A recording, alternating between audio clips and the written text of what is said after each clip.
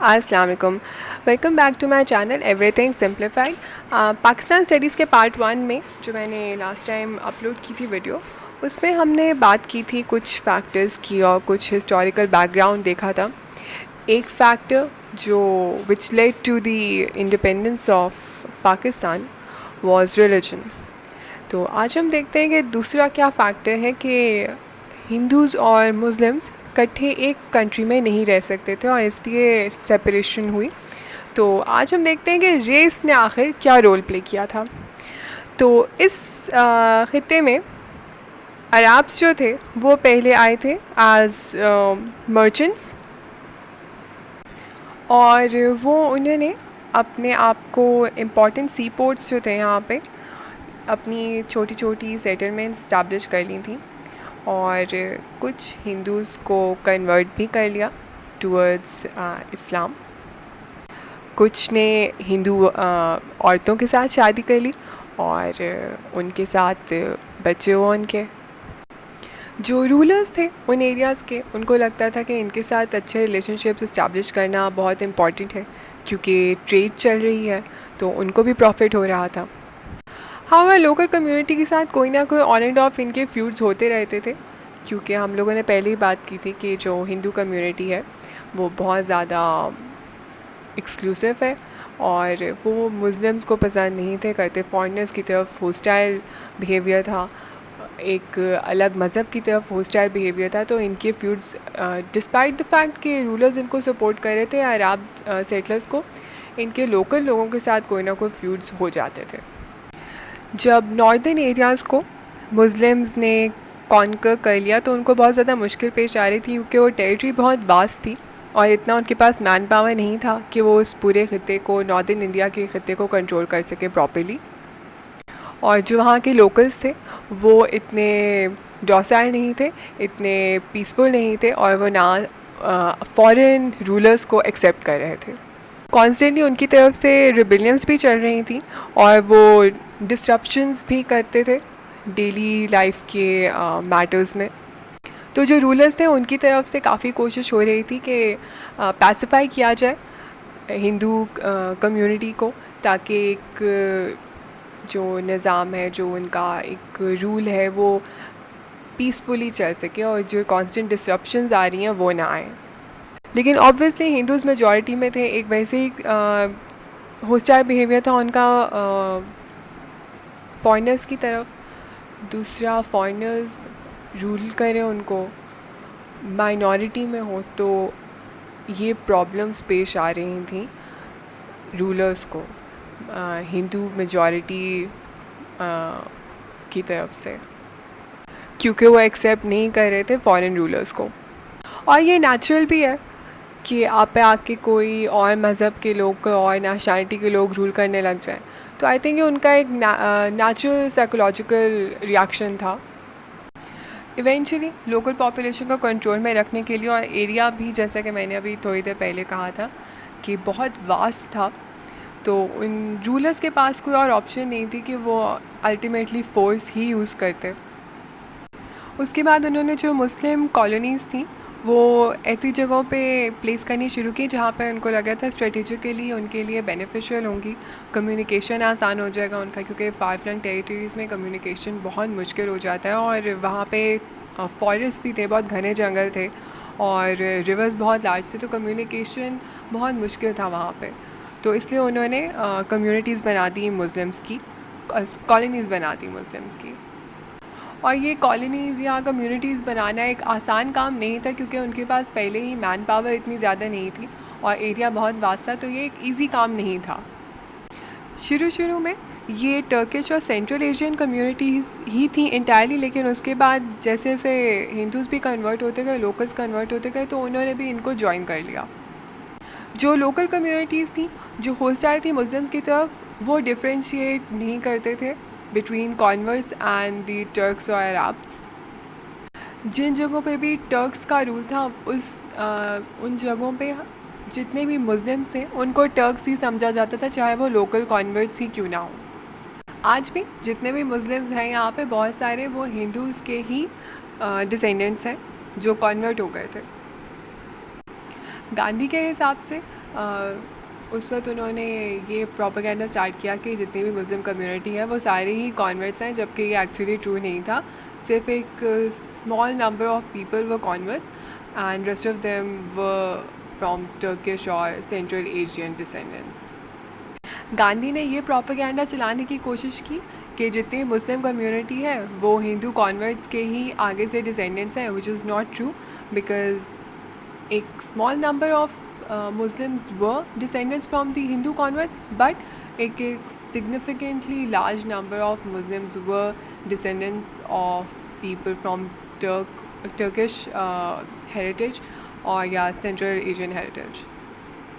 Not only these two areas but from other Muslim countries as well, क्योंकि जितनी देर Muslims का यहाँ पे रूल रहा है उन्होंने माइग्रेशन दूसरे कंट्रीज़ से इस एरिया में काफ़ी इनकरेज की। क्योंकि मुस्लिम्स यहाँ पे बहुत कम थे इन नंबर, इसलिए वो बहुत ज़्यादा इनकरेज करते थे मुस्लिम्स की माइग्रेशन इस एरिया में। वो बहुत ज़्यादा वेलकमिंग थे towards administrators, poets, theologians, physicians, scholars, engineers, mystics and even ordinary soldiers and craftsman जो मुस्लिम एरिया से थे। ये इमिग्रेशन जो थी ये तब बहुत ज़्यादा बढ़ गई जब मंगोल्स ने रेड शुरू किया अपनी eastern lands of Muslim areas पे। और बर्बन के टाइम पे ऑलमोस्ट 13th सेंचुरी दिल्ली में बहुत ज़्यादा मुस्लिम इमिग्रेंट्स आ गए हुए थे जो मुख्तलिफ़ एरियाज़ से थे, जिनमें अरब्स, टर्क्स, अफ़गान्स, ईरानियंस और दूसरे एरियाज़ के लोग थे। सो जो मुस्लिम्स थे इंडिया में वो बहुत मुख्तलिफ़ एथनिसिटीज़, बहुत मुख्तलिफ़ एरियाज़ के लोग थे। अब इतने मुख्तलिफ़ एथनिसिटीज़, इतने मुख्तलिफ़ हेरिटेज के लोग जब इकट्ठे रहेंगे तो उनमें पॉसिबिलिटी थी बहुत ज़्यादा डिस्कॉर्ड की, लेकिन ऐसा नहीं हुआ और इंटीग्रेशन बहुत स्मूथली हो गई क्योंकि रिलीजन सेम था। जो एक डिवाइड क्रिएट हो जाता है ट्रेडिशंस की वजह से, डिफरेंस ऑफ ट्रेडिशंस की वजह से, वो इसलिए नहीं हो सका क्योंकि इस्लाम उनमें कॉमन फैक्टर था। और हमने पहले भी बात की थी कि जो मुस्लिम्स हैं उनकी पहली जो बेस होती है सेंस ऑफ बिलोंगिंग की, वो इस्लाम है। इसलिए इन लोगों को भी मुश्किल नहीं हुई कि वो अपना इस्लामिक सोशल सिस्टम क्रिएट कर लें और एक दूसरे के साथ इंटीग्रेट हो जाएं despite being from very very different backgrounds. जो कॉन्वर्ट्स थे वो अपना नाम बदल लिया करते थे ताकि वो ज़्यादा अच्छे से इंटीग्रेट हो जाएं सोसाइटी में। और पीछे जिस सोसाइटी से वो बिलोंग करते थे, हिंदू सोसाइटी से जो बिलोंग करते थे, वो it was basically symbolic of cutting ties with that previous society and getting integrated into the new society.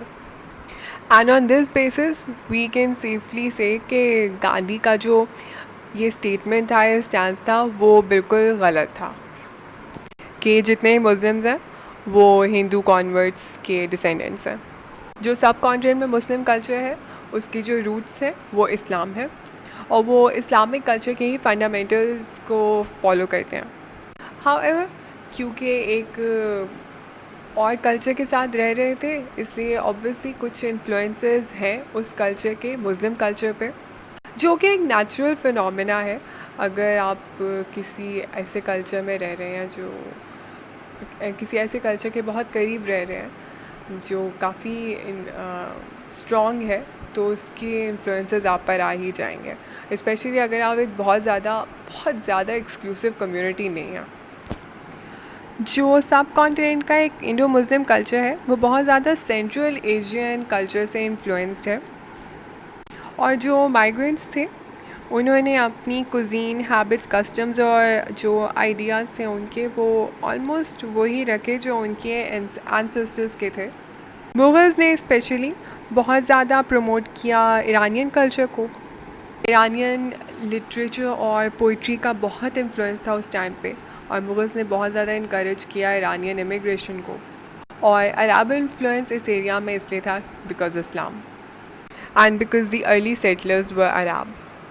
And because of this rich history, this rich integration of various cultures and various heritages, तो यहाँ पे एक area का influence नहीं है Indo Muslim culture पे, मुख्तलिफ influences हैं मुख्तलिफ़ एरिया के इन्फ्लुएंसेस हैं।